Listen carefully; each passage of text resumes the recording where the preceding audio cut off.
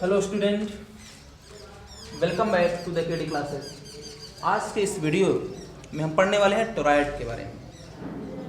Toroid क्या है?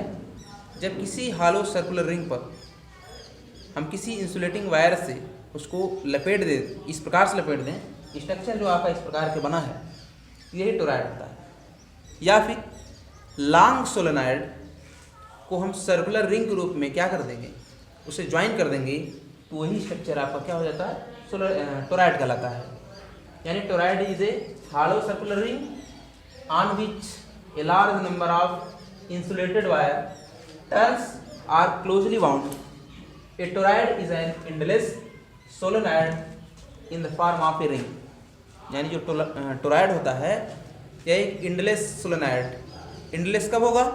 जब उसको हम सर्कुलर रिंग के रूप में ज्वाइन करा देंगे। जो भी आपका लॉन्ग सोलेनॉइड होता है स्ट्रेट, उसको सर्कुलर रिंग के रूप में ज्वाइन करा देंगे, अर्थात वो एंडलेस सोलेनॉइड हो जाएगा। इट मीन्स इस शेप का बनेगा और वही होगा आपका टोरॉयड। यहाँ देखेंगे इस हालो सर्कुलर रिंग पर हमने क्या कर दिया है, इंसुलेटेड कॉपर वायर से इसको लपेट दिया है और जिसमें करंट आई फ्लो हो रहा है। इस करंट आई के फ्लो होने की वजह से टोरॉयड के एक्सिस के अलोंग एक मैग्नेटिक फील्ड प्रोड्यूस हो जाता है, जो हर जगह सेम होता है। यानी on every point on the axis of toroid the magnetic field will be same. तो ये अपने आप इंपॉर्टेंट है। अब वही मैग्नेटिक फील्ड हमें निकालना है जो इसके एक्सिस के अलोंग प्रोड्यूस होता है।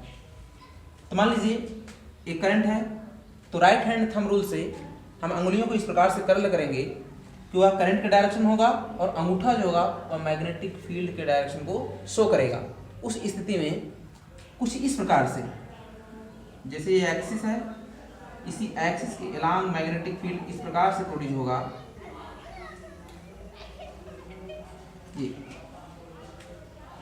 ये मैग्नेटिक फील्ड का डायरेक्शन कुछ इसी प्रकार से होगा। आप देखेंगे ये डायरेक्शन है क्लॉकवाइज डायरेक्शन में मैग्नेटिक फील्ड प्रोड्यूस होगा। इस मैग्नेटिक फील्ड को हमें फाइंड करना है। आप ध्यान दें, इसका एक दूसरा शेप हम बनाएंगे जहां पे हम इस वायर को जो वाउंड है, हालांकि वो वाउंड ही रहेगा, टर्न्स रहेगा, उस टर्न्स को हम थोड़ा सा दिखाएंगे तो फिगर को इजी बनाने के लिए। और उस स्थिति में जो आपका ये वायर है, आप देखेंगे ये वाला वायर ऐसे लपेट के अंदर की तरफ जा रहा है। यानी यहाँ से वायर निकल रहा है, यहाँ से अंदर जा रहा है, यहाँ से निकल रहा है, ऐसे कुछ इस प्रकार से लपेटा गया है। तो इसको हम ऐसे दिखाएंगे, इसको डॉट से दिखाएंगे, और जहाँ पे यहाँ अंदर जा रहा है उसको हम क्रॉस से दिखाएंगे। और क्रॉस और डॉट दिखा देने का मतलब ये है वायर को हमने लपेटा है। यानी इस टर्न को हम अगले फिगर में न दिखा करके डॉट और क्रॉस के रूप में दिखाएंगे। यानी जितना इधर डॉट है उतना क्रॉस रहेगा। यानी ये वाला क्रॉस पॉइंट रहेगा और ये वाला डॉट। डॉट से मतलब ये है कि वायर यहाँ से निकल कर इधर जा रहा है, अंदर की तरफ जा रहा है। अंदर की तरफ जाने का मतलब है क्रॉस, और बाहर की तरफ निकलने का मतलब है, यानी करंट जो बाहर की तरफ आ रही है और इस वजह से करंट अंदर जा रही है, तो इसको हमने क्रॉस से देखा। तो कुछ अलग टाइप का फिगर बनाएंगे और उसके बाद फिर हम क्या करेंगे, जो करंट की वजह से मैग्नेटिक फील्ड प्रोड्यूस होगा उसे हम फाइंड करेंगे along the सर्कुलर एक्सिस। और उसके बाद मैग्नेटिक फील्ड अगर बाहर करें, इस टोरॉयड की बाहर की बात करें मैग्नेटिक फील्ड, तो मैग्नेटिक फील्ड जीरो हो जाएगा। खाली स्पेस में, टोरॉयड के अंदर खाली स्पेस में, वहां पर भी क्या होगा, मैग्नेटिक फील्ड शून्य होगा। तो इस प्रकार से हम तीन कंडीशन एम्पियर्स लॉ को यूज करके निकालेंगे। एक तो इस टोरॉयड के एक्सिस के अलोंग मैग्नेटिक फील्ड कितना होगा किसी पॉइंट पर, उसे हमें निकालना है। टोरॉयड के बाहर मैग्नेटिक फील्ड जीरो होगा, उससे भी निकालना है। और टोरॉयड के अंदर खाली स्पेस में भी वो भी निकालना है। तो हम इसी का एक दूसरा शेप बना करके निकालेंगे। सबसे पहले आप इसको नोट कर लें और उसके बाद फिर हम उसको देखते हैं।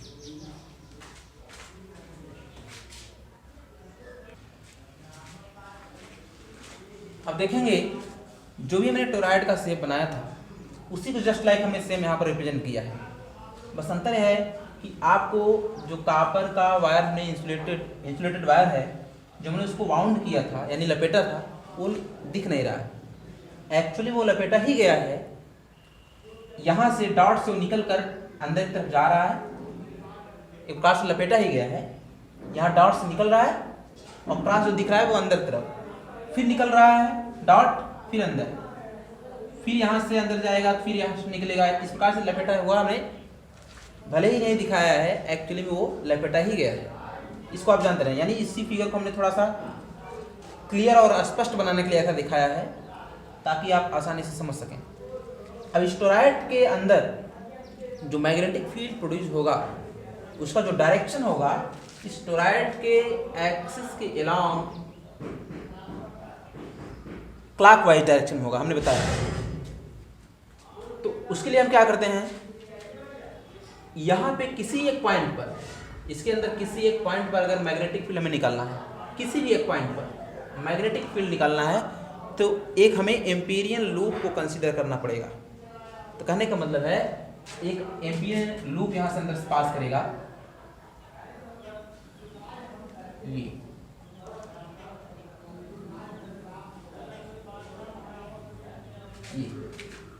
इसी के अंदर एक एम्पीरियन लूप है। तो आप देखते हैं जहां पे मैग्नेटिक फील्ड इसके प्रत्येक बिंदु पर क्या होगा, सेम होगा। प्रत्येक बिंदु पर मैग्नेटिक फील्ड क्या होगा, सेम होगा इनसाइड द टोरॉइड। तो एक एम्पीरियन लूप ने कंसीडर कर लिया और इस टोरॉइड के सेंटर से उसका डिस्टेंस हम मान लेंगे r।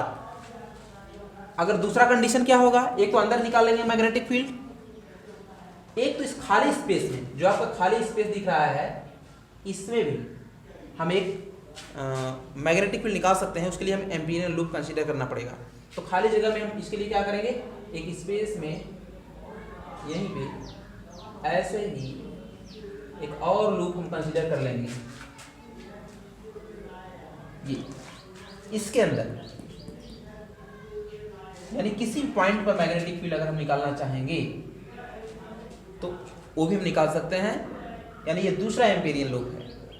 तीसरा एम्पीरियन लूप भी बना सकते हैं, यानी सोलेनॉइड के बाहर अगर हमें मैग्नेटिक फील्ड निकालना है तो तीसरा एम्पीरियन लूप हम कंसीडर करेंगे।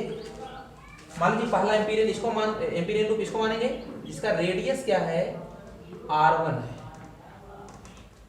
दूसरा जो इसके अंदर है, टोरॉइड के अंदर मैग्नेटिक फील्ड निकालेंगे तो उसका जो रेडियस है यहाँ पे, उसको हम r2 सपोज करते हैं, r2। उसके बाद इस टोरॉइड के बाहर अगर हम कोई मैग्नेटिक फील्ड निकालना चाहते हैं किसी पॉइंट पर, तो एक एम्पीरियन लूप मुझे कंसीडर करना पड़ेगा सिमेट्री की वजह से।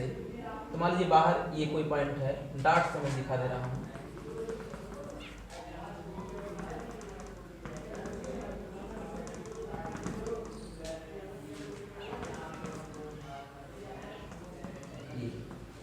ये आपका हमने बाहर एम्पीरियन लूप कंसीडर कर लिया।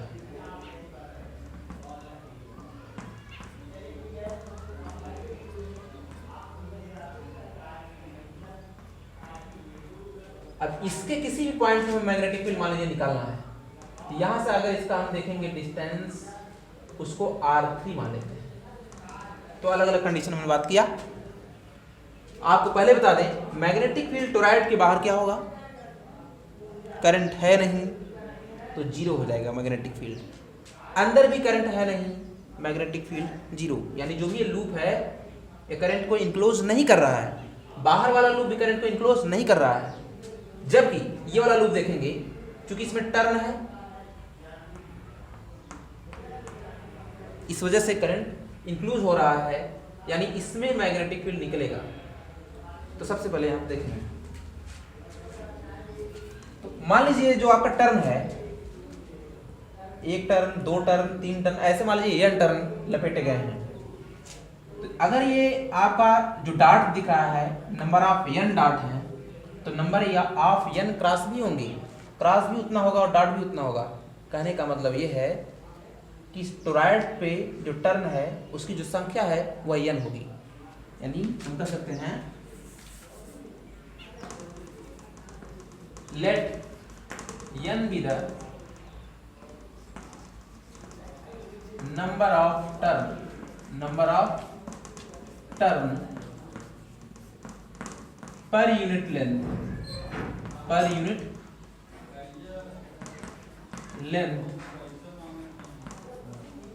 ऑफ टोरॉइड,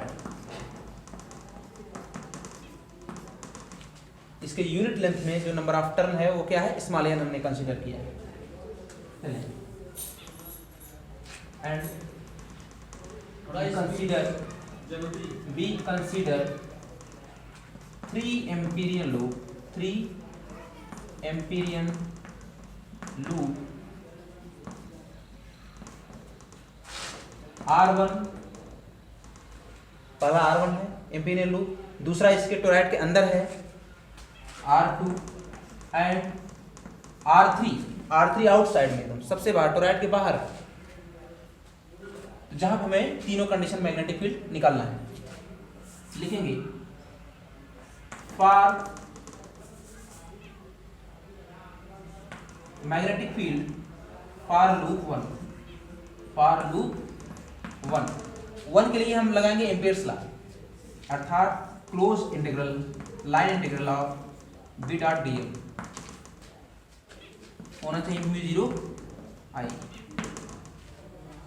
फर्स्ट लूप कोई भी करंट को इंक्लोज नहीं कर रहा है, अर्थात इसके अंदर करंट नहीं है, यानी आई क्या है 0 और आई 0 तो टोटल ये क्या हो जाएगा 0, ये पोर्शन 0, तो इसका जो भी वैल्यू हम निकालेंगे बी मान लीजिए बाहर हो जाएगा, इंटीग्रेशन ऑफ डीएल बचेगा, तो इसको हम करेंगे 2 पाई आर आएगा, इधर तो टोटली 0, तो बी डॉट 2 पाई R1 बराबर 0, अर्थात b बराबर क्या हो जाएगा 0। ये चीज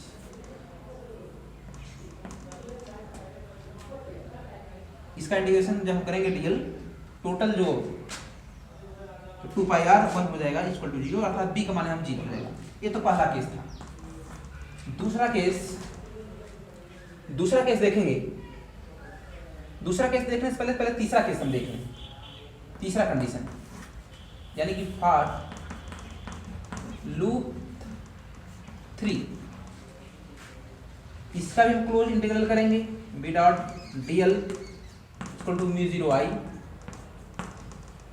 यहां पर भी कोई करंट नहीं है, अगर इस पॉइंट की बात करें तो, अर्थात आई यहाँ पे 0 है, इसको भी उसी प्रकार हम कर सकते हैं बी इक्वल टू 0। क्लियर? तो पहला और दूसरा कंडीशन यानी तीसरे के लिए हमने निकाला। अंदर जो है आपका ये दूसरा लूप, उसके लिए हम निकालेंगे। सबसे पहले आप इसको नोट करें, उसके बाद वो वाला कंडीशन हम देखते हैं। इसको आप नोट करें इसको।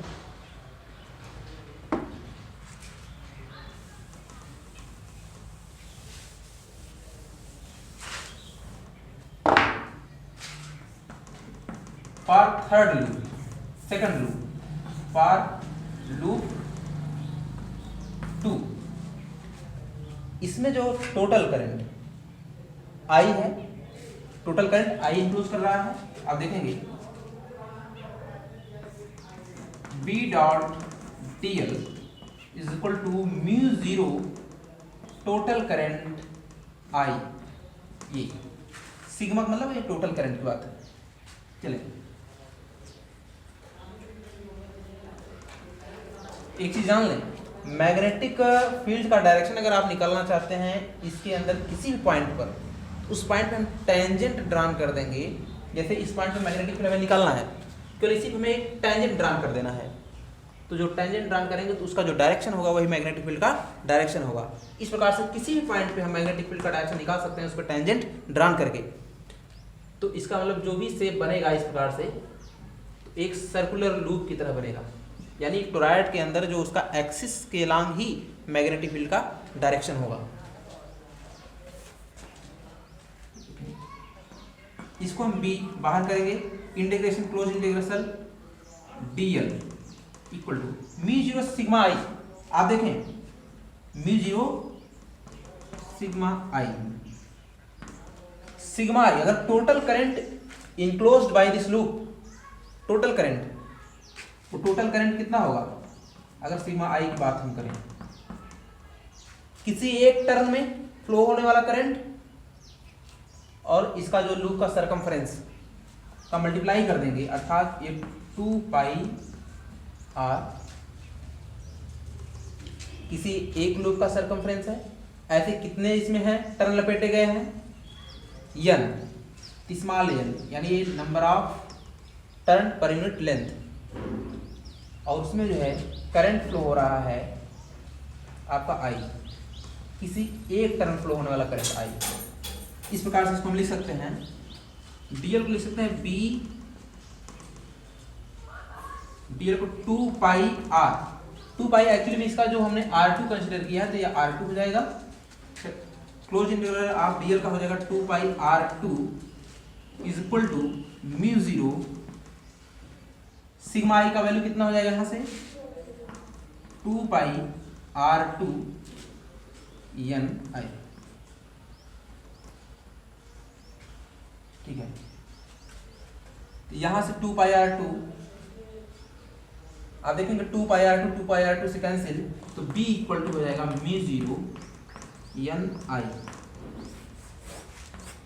ये तो रहा magnetic field inside the toroid, यानी किसी पॉइंट पर टोरॉइड के हम मैग्नेटिक फील्ड निकाल सकते हैं। तो आज के लिए बस इतना ही, ठीक है।